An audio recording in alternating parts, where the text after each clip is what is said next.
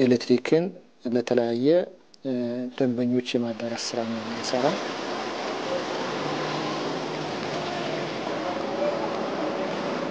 በሀገራችን የኤሌክትሪክ ተደራሽነት አሁን 54% ላይ ነው ያለው። 46% የኢትዮጵያ ሕዝብ ኤሌክትሪክ አላገኘም። ስለዚህ ብሔራዊ ፕሮግራም አለ በመንግስት የጸደቀ ማለት ኤሌክትሪክ ላላገኙት ከተሞች ኤሌክትሪክ የማዳረስ ፕሮግራም ማለት ነው። ይህንንም ፕሮግራም የምናስፈጽመው በኢትዮጵያ ኤሌክትሪክ አገልግሎት ውስጥ ነው።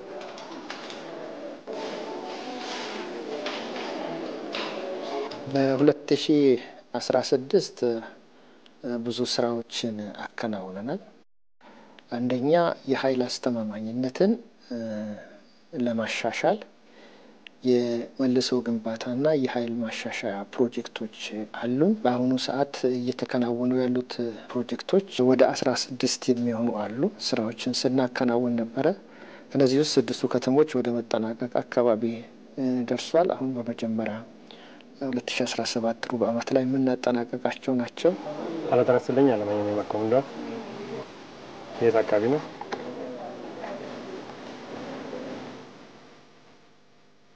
ሌላው ኤሌክትሪክ ያልደረሰባቸው በብሔራዊ ኤሌክትሪፊኬሽን ፕሮግራም የሚሰሩ ስራዎች ናቸው። ወደ 116 አዳዲስ የገጠር ቀበሌዎችና ከተሞች በ2016 በጀት ዓመት ኤሌክትሪክ አገልግሎት አግኝቷል። ከእቅድ በላይ ነው ያከናወነው። ከዛ ውጪ ከገቢ ነው። ገቢ ወደ 95% 43 ቢሊዮን የእቅዳችንን አከናውነናል።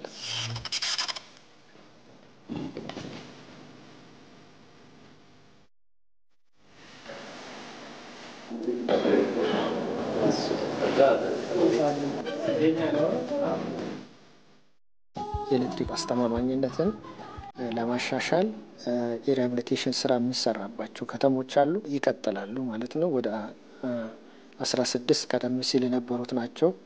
በ2017 ደግሞ ተጨማሪ 72 ከተሞችን የዝግጅት ስራና የመጀመሪያ ምዕራፍ ደግሞ ውስጥ የሚገቡ ከተሞች ስራ ይጀምራል።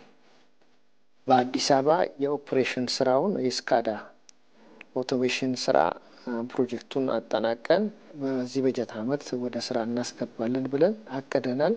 በተመሳሳይ ከአዳዲስ ደንበኞች ጋር በተገናኘ ደግሞ 600,000 የሚሆኑ አዳዲስ ደንበኞችን ተጠቃሚ እናደርጋለን።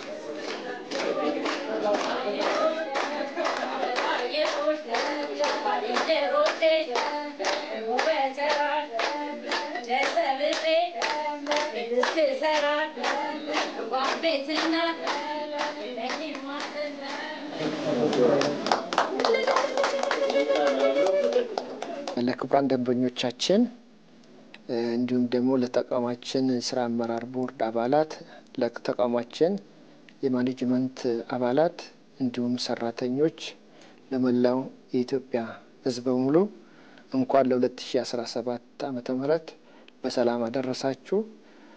አመቱ የሰላም፣ የስኬት፣ የጤና ሁላችንም ደግሞ ሰርተን ራሳችንን ሀገራችንን የምናበለጽግበት አመት እንዲሆንልን እመኛለሁ። አመሰግናለሁ።